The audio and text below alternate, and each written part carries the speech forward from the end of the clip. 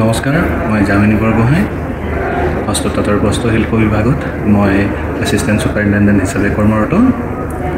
আজি এই ক্ষেত্ৰৰ বিশেষ অনুৰোধত মই আমাৰ হস্ততাঁত খণ্ডৰ লগত জড়িত কৰ্মকৰ্তাসকলক দুআষাৰমান অনুৰোধ জনাব বিচাৰিছোঁ। বিশেষকৈ অসমৰ হস্ততাঁত আৰু বস্ত্ৰশিল্প খণ্ডটো যথেষ্ট প্ৰতিশ্ৰুতিসম্পন্ন। এই অতীজৰে পৰা আমাৰ অসমৰ শিপিনীসকলক আৰু আমাৰ গ্ৰাম্য অৰ্থনীতিক সবল কৰাত যথেষ্ট গুৰুত্বপূৰ্ণ ভূমিকা লৈ আহিছে। অসমৰ খেতিৰ পিছতে দ্বিতীয়টো আমাৰ নিয়োগ ক্ষেত্ৰত সৰ্বাধিক ভূমিকা লোৱা খণ্ডটো হৈছে হস্ততাঁত খণ্ড। হস্ততাঁত খণ্ডত কৃষিৰ পিছতেই আমাৰ অধিক সংখ্যক শিপিনী আৰু মানুহ জড়িত হৈ আছে। এই খণ্ডটোত আমি যদি লক্ষ্য কৰোঁ দেখা পাওঁ, অতীজৰে পৰা আমাৰ অসমৰ মানুহ নিজৰ কাপোৰৰ ক্ষেত্ৰত স্বনিৰ্ভৰশীল আছিল। তেওঁলোকে নিজৰ ঘৰত নিজৰ প্ৰয়োজনীয় সকলোখিনি কাপোৰ বৈ লৈছিল আৰু সেই ধাৰাটো অব্যাহত আছিল। কিন্তু ইণ্ডাষ্ট্ৰিয়েলাইজেশ্যনৰ ফলত লাহে লাহে আমাৰ মেচিনত তৈয়াৰী কাপোৰে সেই ঠাই দখল কৰিবলৈ ল'লে। ফলত এতিয়া আমি লক্ষ্য কৰিছোঁ, আগতে অসমৰ যিমান পৰিমাণৰ শিপিনী আছিলে সেই শিপিনীৰ সংখ্যাটো এতিয়া কমি আহিবলৈ ধৰিছে। ফলত এই উদ্যোগটো, যিটো আমি কুটিৰ উদ্যোগ বুলি নাম দিছিলোঁ, এই কুটিৰ উদ্যোগটো লাহে লাহে আগৰ যি গৰিমা, সেই গৰিমা অক্ষুণ্ণ ৰখাত লাহে লাহে ব্যৰ্থ হ'বলৈ যেন ধৰিছে।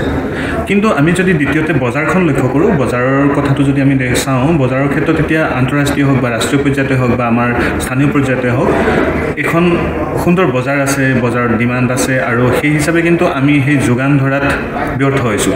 যদি আমি অৰ্থনীতিৰ ভাষাত কওঁ ছাপ্লাই আৰু ডিমাণ্ড, এই ক্ষেত্ৰত আমি যেন যিটো সমতা ৰক্ষা কৰাত ব্যৰ্থ হৈছোঁ।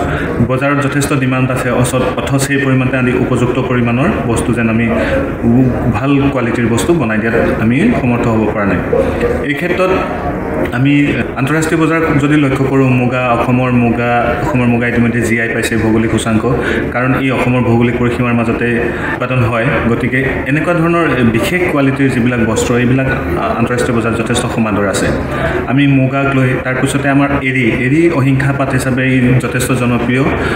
এৰী পাতৰ উৎপাদনৰ গোটেই প্ৰক্ৰিয়াটোত কোনো ধৰণৰ জীৱৰ হত্যা নহয়। যেনেকৈ ধৰক বেলেগ পাতৰ উৎপাদনত আমাৰ পলু বা পখিলাটো মৰি যোৱাৰ সম্ভাৱনা থাকে, এই এৰীৰ উৎপাদনত গোটেই প্ৰক্ৰিয়াটো অহিংসভাৱে হয়। গতিকে নেপাল, ভূটান আদি বৌদ্ধ ধৰ্মাৱলম্বী লোকৰ পৰিসংখ্যা যত অধিক, তেওঁলোকৰ মাজত এৰীৰ পাতটো যথেষ্ট জনপ্ৰিয়। তেনেকৈ এতিয়া যদি আমি চাওঁ বজাৰৰ চাহিদা যথেষ্ট আছে, কিন্তু আমি যিহেতু যোগান ধৰিব পৰা নাই, গতিকে ইয়াত যথেষ্ট পৰিমাণৰ আমি কাম কৰাৰ স্ক'প আছে। যদি আমি নতুন চামক অনুৰোধ কৰোঁ, তেওঁলোকে এই ট্ৰেডত যদি এই ব্যৱসায়ত তেওঁলোকে মন দিয়ে আৰু আমাৰ অত্যাধুনিক ডিজাইনৰ লগত আমাৰ পৰম্পৰাগত ডিজাইনৰ মিলাই তেওঁলোকে যদি আধুনিক বজাৰখন দখল কৰিবলৈ সমৰ্থ হয়, তেতিয়াহ'লে হস্ততাঁত আৰু বস্ত্ৰশিল্প খণ্ডই অসমত আকৌ এটা নতুন গতি পাব।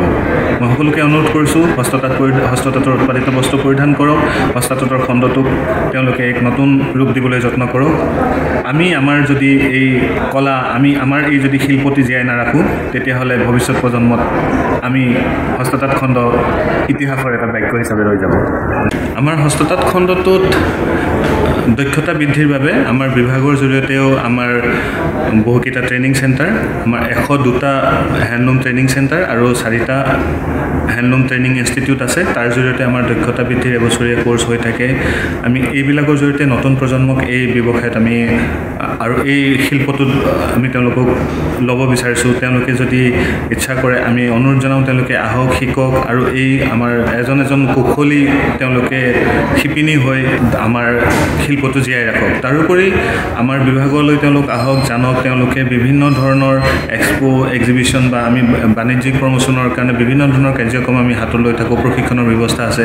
গতিকে সকলোকে অনুৰোধ জনাইছোঁ, আমাৰ হস্ততাঁতৰ এই যিটো ধাৰা, এই যিটো শিল্প, তেওঁলোকে আগবাঢ়ি আহক, শিকক আৰু ইয়াক জীয়াই ৰাখক।